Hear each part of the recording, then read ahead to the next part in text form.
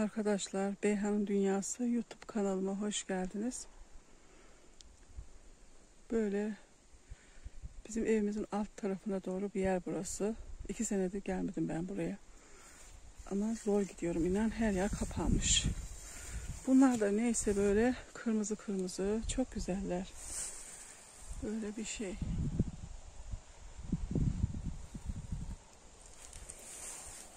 Her yerde var. Bunları kuşlar yiyor kışın. Nasıl olmuşlar? Kırmızı kırmızı. Buralarda mantar biterdi önceden ama mantar bitecek yer kalmamış.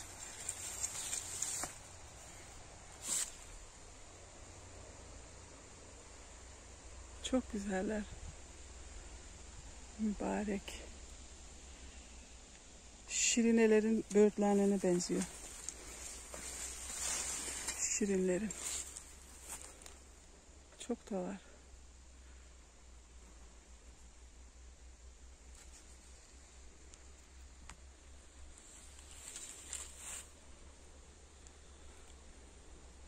Buralarda böyle hayvan da yok bizim. Hep kapanmış buralar.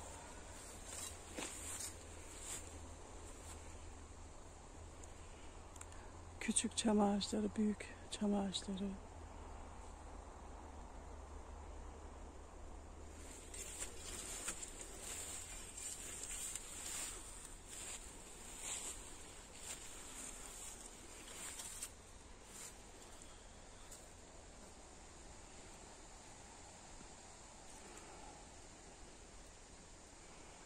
Her yer orman olmuş. Şurada bir erik ağacı var, küçük. Yeni büyümeye başlamış.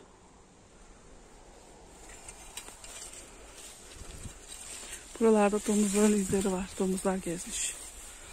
Onlar da gezmese, bunlar yabani böğürtlen. Bunlar minik minik oluyor ama çok tatlı oluyor. Burada olmuş böyle.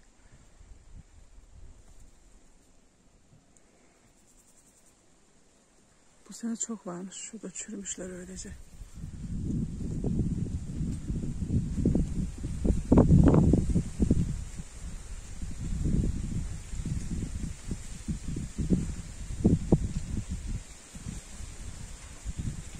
Şurada ceviz.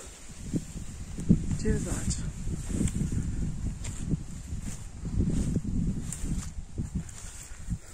Olmuş sanki.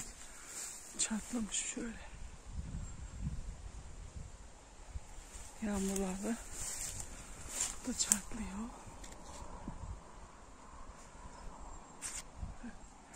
Daha yeni büyüyor.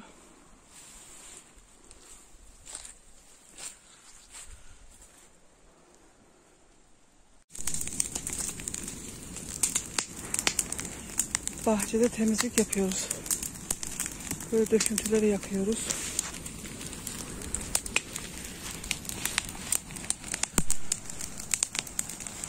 Geçen sene kesmiştik bunları, böyle topladık, yapıyoruz böyle.